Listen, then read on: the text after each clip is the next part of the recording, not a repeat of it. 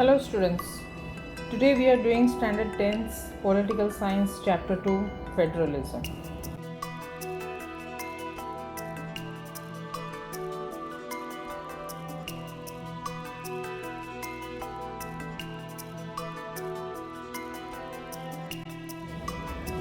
In our previous lesson we learnt about vertical divisions of power sharing, that is power shared by the government at different levels. A general government and the provincial or regional level. This is what we call federal government. We will try to understand the meaning of the word federalism, its key features, how it works in India, etc.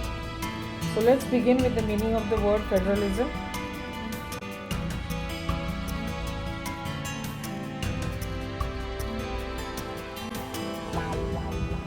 To understand this, now let us first go back to our previous lesson's example of Belgium and Sri Lanka. We saw that in Belgium, a lot of changes were made so that sharing of powers was done properly. The powers of the central government were reduced and given to the regional governments, but here again the central government could at any time withdraw the powers from the regional government. Now the change that took place was that the regional governments were given constitutional powers that were no longer dependent on the central government, and thus this is how Belgium shifted from unitary to a federal form of government, if you recall this. And side by side, on the other hand, we saw Sri Lanka, which continues to be a unitary system where the national government has all the powers. So this is about Belgium and Sri Lanka, which we saw in our previous lesson.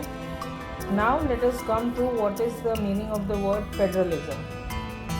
Federalism is a political system in which power is divided between a central government and the regional or state governments, right? Now, in a federal system, the central government has certain powers and responsibilities while the regional or state government has other responsibilities, right? You already know these things. That is, on one hand, we have the government for the entire country, and which is responsible for a few subjects of common national interest, right? Whereas the state or provincial government look after much of the day-to-day administrating of their state.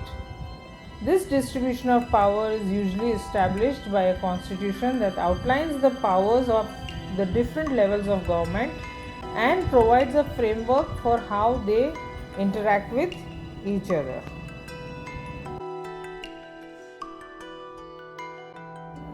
Now in this slide, I have shown you the difference between the federal government and the unitary government. Basically, a unitary government is a system of government where power is concentrated in a single or given to a central authority, which means that the central government has complete control over all aspects of governance, and it may delegate some powers to the local authorities as and when needed. In this form of government, the central government can again change the powers of the local authorities at any time, and it may even abolish them altogether. In contrast, a federal government is a system of government where power is divided between a central authority and various constituent units such as state or provinces. Again, each unit has some degree of autonomy and has its own powers and responsibilities, unlike in unitary, as defined by the constitution or other governing documents.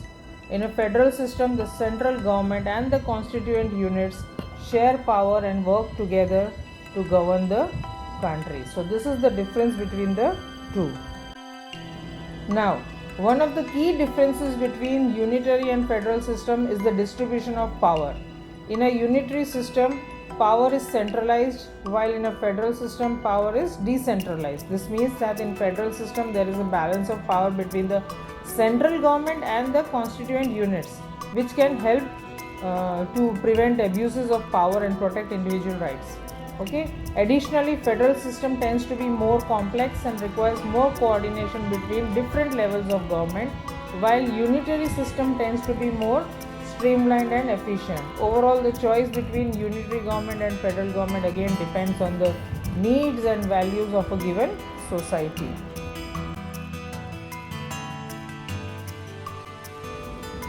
Now let us look at some of the key features of federalism, and of course all 7 you will have to remember them, as this is an important question for your boards also. Okay, so let's begin. Number 1, there are 2 or more tiers of the government. For example, in India we have the central, state and local government. Second, different tiers of the government, they govern the same citizens again, right? But each tier has its own jurisdictions in specific matters of legislation, taxation and administration. That is, supposing we talk of India, the central government has jurisdictions over matters such as defense, foreign policy, currency, etc. While again the state government has jurisdiction over matters such as agriculture, health, public order. And lastly, local governments such as municipalities and panchayats, they have jurisdiction over matters such as water supply, sanitation and public health. So each one has its own jurisdictions within which it functions. The jurisdiction, number 3, the jurisdictions of the various tiers are specified in the constitution, okay, and ensures that they function within their defined domains of power only. Number 4, the fundamental provisions of the constitution can be unilaterally changed by cannot be changed unilaterally by one level of government. Okay, such changes require the consent of both the levels of the government. That is, any proposed amendment to the constitution that seeks to change the fundamental provisions of the constitution, right, such as the principles of federalism need to be changed, or the basic structure of the government, the constitution, or the fundamental rights of the citizens, these cannot be passed by the central government alone. It requires the consent of both the central and the state governments. One example of this was the introduction of GST in 2016, if you recall, which was going to replace the existing complex system of indirect taxes levied by the central and state governments separately. Okay, number 5, you have the courts. The courts have the power to interpret the constitution and powers of different levels of the government. That is, the highest court acts as an umpire if disputes arise between 2 levels of government, right? Understood? The court acts as an umpire if there is a dispute between the different levels of government, and in exercising their respective powers. An example of this is the case of the state of Karnataka versus the Union of India in 1977. This case, it dealt with the dispute between the state of Karnataka and the central government over the sharing of waters of river Kaveri, which flows through the states of Karnataka and Tamil Nadu. Okay, this dispute was again finally solved by the Supreme Court. Next, number 6, you can Google and find out more details on the matter if you are interested. Now, number 6, you have sources of revenue for each level of government are clearly specified to ensure its financial autonomy, right? Financial autonomy means where they can spend their share of the money that they have got. By specifying the sources of revenue for each level of government, India's constitution ensures that each level of government has the financial autonomy necessary to carry out its functions effectively. Okay, this will help in maintaining the balance between the power between the central and the state government, ensuring that the basic principles of federalism are upheld. Lastly, the federal system thus has dual objectives: to safeguard and promote unity of the country while at the same time accommodate regional diversity. I repeat, the federal system has dual objectives. One is to safeguard and promote unity of the country while at the same time it has to accommodate these regional diversities. Okay, how does it do this? On the one hand, the federal system of the government in India seeks to promote the unity of the country by providing a common framework of laws, policies and institutions that apply across the entire country. This common framework helps to ensure that all citizens of India are treated equally and have access to the same rights and opportunities. On the other hand, the federal system of government in India seeks to accommodate regional diversity. How? By allowing the greater autonomy and decision-making power at the state level. Each state has its own legislative, executive and judicial branches of government, and this the state has the power to make laws and policies that reflect the unique needs and priorities of its own citizens. So these are the 7 points that you will have to remember.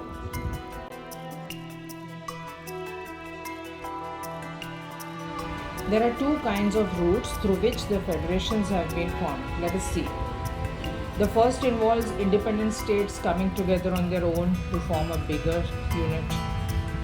This type of coming together federations, it includes the USA, Switzerland and Australia. Here it means that the states are seen as equal partners with the central government, and each state has equal representation in the upper house of the parliament. So this is the first route, that is coming together federations. Second, we have holding together federations. This is the second route where a large country decides to divide its power between the constituent states and the national government. For example, India, Spain, Belgium, these are examples of this.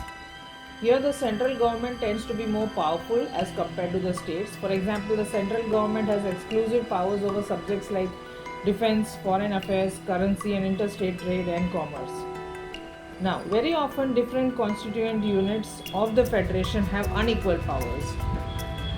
Some are granted special powers. One such example is the state of Jammu and Kashmir, which was granted special status under Article 370 of the Constitution, if you recall. Under this article, Jammu and Kashmir had a separate constitution, a separate flag, and the power to make its own laws, except in the matters related to defense, foreign affairs and communications. However, in 2019, if you recall, the central government abrogated Article 370 and made Jammu and Kashmir a union territory, thereby significantly reducing its autonomy.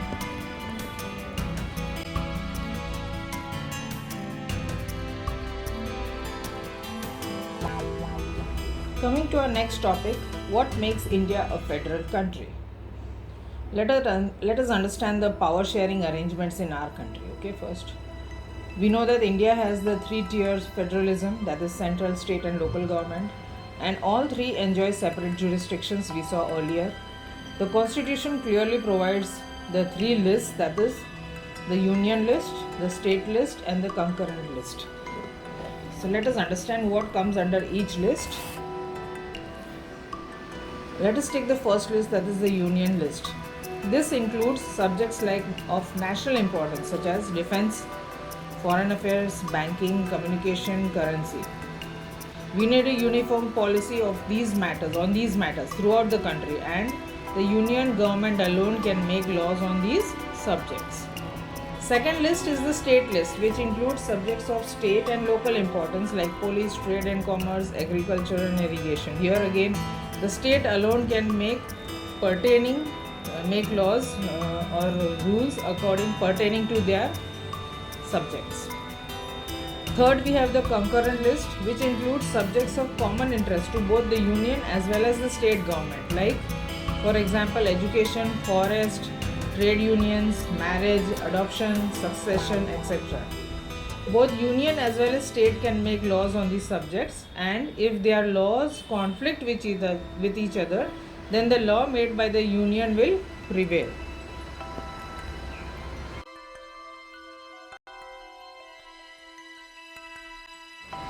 Again, now there are some subjects which do not fall in any of the 3 lists, that is neither union list nor state list nor the concurrent list. So what is this? According to the constitution, the union government has the power to legislate on these residuary subjects. So Article 248 of the constitution, this empowers the parliament, the parliament, to make laws on any matter not mentioned in any of these lists. This means that the parliament has the authority to legislate on any subject or matter which is not explicitly mentioned in the constitution.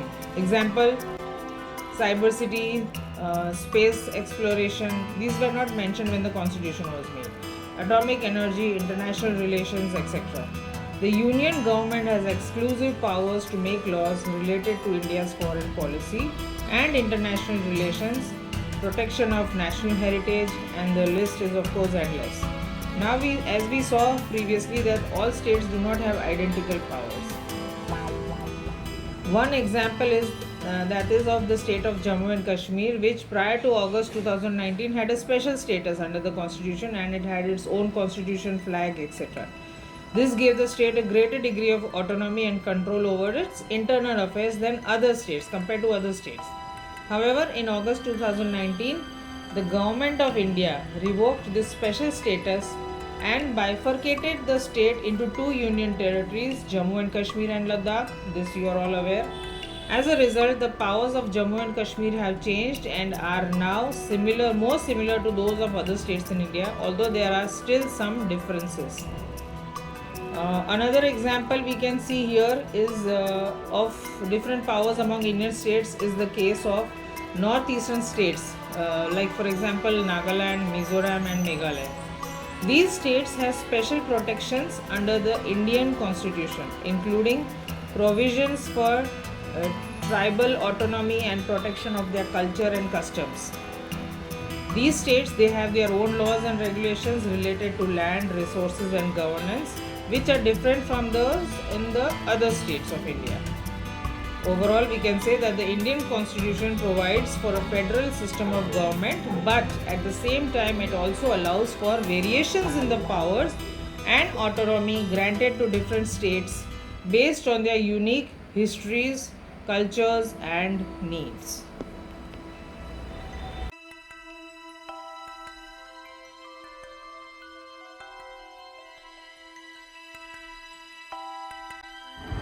Then there are some units of the Indian Union which are too small to become an independent state, but these could not be merged with any other existing states. For example, Chandigarh, Lakshadweep or the capital city of Delhi. These are union territories and the central government has special powers in running these areas.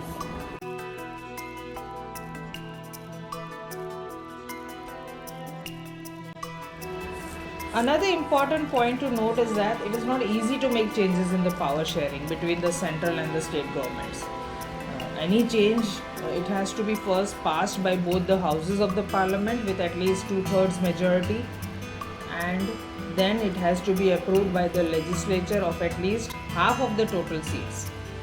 In case of any disputes about the division of powers between the two, the High Court and the Supreme Court make the decisions.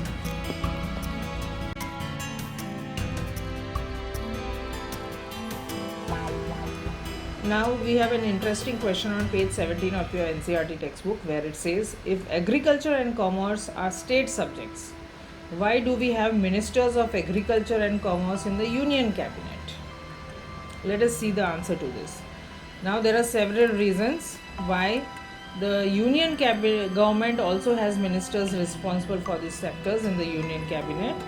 Number one is coordination. The union government has the responsibility to coordinate and harmonize policies related to agriculture and commerce across the country. Ministers of agriculture and commerce in the union cabinet, they are responsible for ensuring that policies related to these sectors are aligned with national goals and priorities. This is one thing you should understand. Second is interstate trade. Agriculture and commerce are interdependent sectors, we know that, and the union government has the responsibility to ensure the free flow of goods and services across the state boundaries.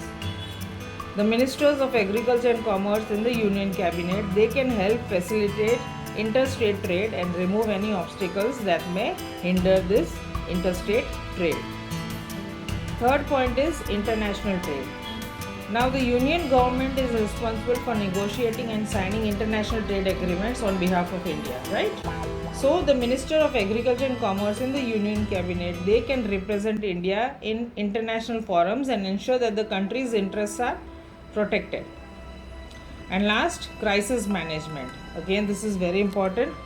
In times of crisis, such as droughts, floods or pandemics, the union government can play a crucial role in supporting the state governments. The ministers of agriculture and commerce in the union cabinet can coordinate relief efforts and provide support to affected farmers and traders and help them out with the issues.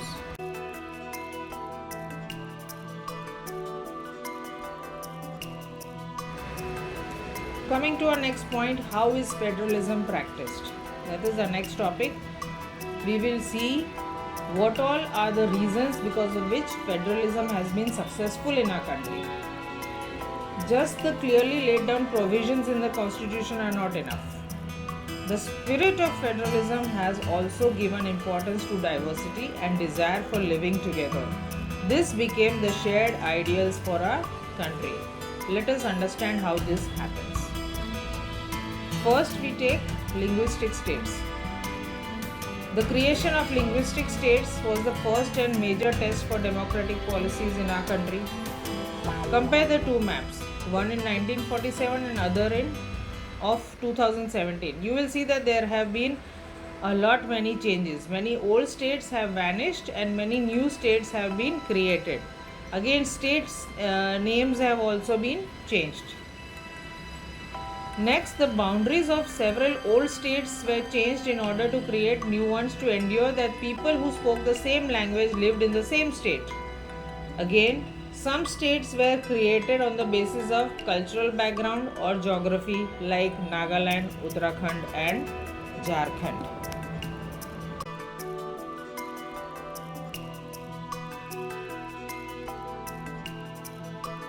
Second, we have the language policy. Second test, that is. India's language policy has been a significant test for the country's federal structure throughout. India is a linguistically diverse nation with over 22 officially recognized languages and many more dialects. The Indian Constitution recognizes Hindi and English as the official language of the Union, with individual states having the freedom to choose their official language from the recognized list. The language policy has been a sensitive issue in India since independence. The country has witnessed several protests and agitation for the recognition of regional languages, leading to the formation of linguistic states in 1956. The adoption of a three-language formula which required the teaching of Hindi, English and regional language in schools also became a continuous issue.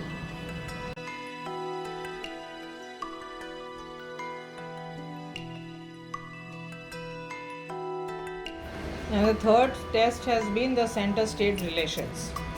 How the constitutional arrangements for power sharing works in reality depends to a large extent on how the ruling parties and leaders follow these arrangements. The center-state relations in India have undergone significant changes since independence. In the early years after independence, the central government was more dominant and the state governments had limited autonomy. The central government had the power to dismiss state governments and impose president's rule in case of a breakdown of constitutional machinery in the state. However, with the passage of time and the evolution of federal system in India, the balance of power has shifted towards the state government. In 1990, this period saw a lot of regional political parties also coming up, which was also the beginning of an era of coalition governments. However, there are still some areas of tension and disagreement between the central and state government, such as sharing of resources, implementation of centrally sponsored schemes, interpretation of the constitution, etc. Overall, the state-center relation in India has evolved over time, and the relations between the central government and state government continues to be an essential aspect of India's federal structure.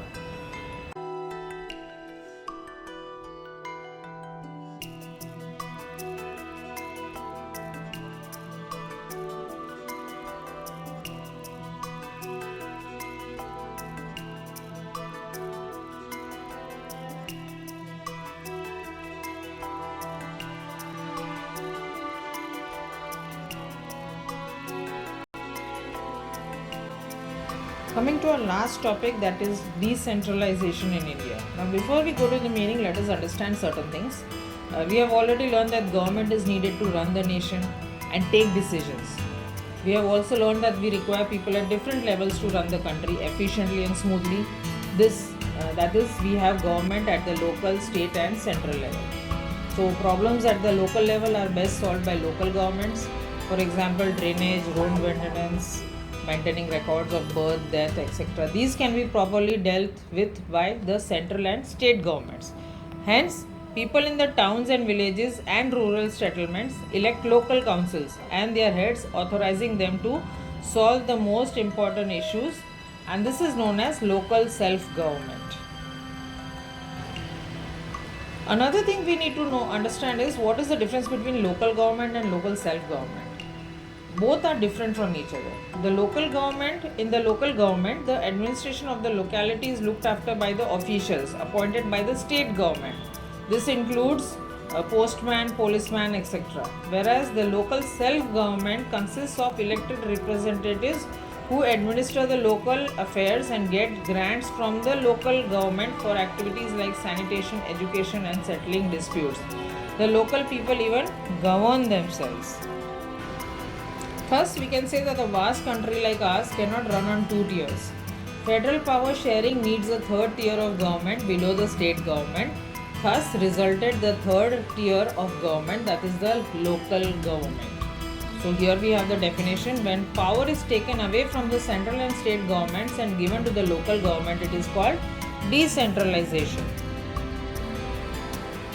Now initially the need for decentralization was recognized in our constitution. Since then there have been several attempts to decentralize the power up to the level of village and towns. Panchayats in villages and municipalities in urban areas, these were all set up in all the states, but then these were directly under the control of the state governments. Elections to these local governments were not held regularly, and the local government did not have any powers or resources of their own. Thus there was very little decentralization. Now a major step towards this was taken in 1992. The constitution was amended, and the below changes you will see, that is, number 1, now it is constitutionally mandatory to hold regular elections to the local government bodies. Second, seats are reserved in the elected bodies and the executive heads of these institutions for scheduled caste, scheduled tribes, and other backward classes. Then at least 2/3 power of all these positions, 1/3 of all these positions are reserved for women. Again, an independent institution called the State Election Commission has been created in each state to conduct panchayat and municipal elections. And last, the state governments are required to share some powers and revenue with the local government bodies. The nature of sharing again varies from state to state.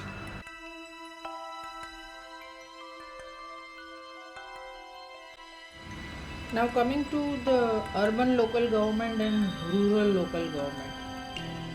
The main difference of course is the population density and the scope of their responsibilities. Urban local government refers to the system of government that manages the affairs of city or town. This form of government is usually found in densely populated areas and is responsible for providing essential services such as water supply, sanitation, etc. The governing body of the urban local government is usually called the city council or the municipal corporation, which is responsible for making the policies, regulations, law, etc. for the city. On the other hand, the rural local government, this refers to the system of government that manages the affairs of villages and small towns, mostly found in sparsely populated areas, and of course their responsibility is providing the basic services like water supply, sanitation, primary health care, education, etc. The governing body of the rural local government is usually called the panchayat or the gram sabha, and this is responsible again for making policies, regulations and laws for the villages and small towns. As far as the heads are concerned, in urban local government, the head is usually called the mayor or the chairperson, and these are elected by the city council or municipal corporation. And in rural local government, the head is usually called the sarpanch or the gram panchayat president, and these are elected by the villagers or the members of the gram sabha.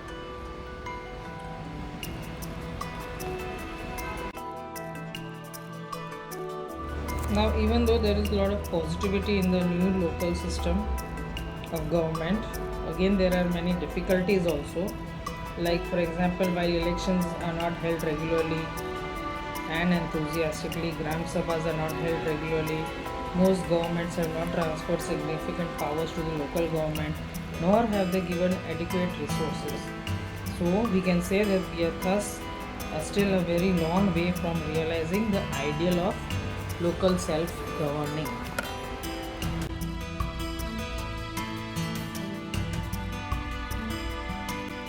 With this, we come to the end of the lesson. Thank you for listening.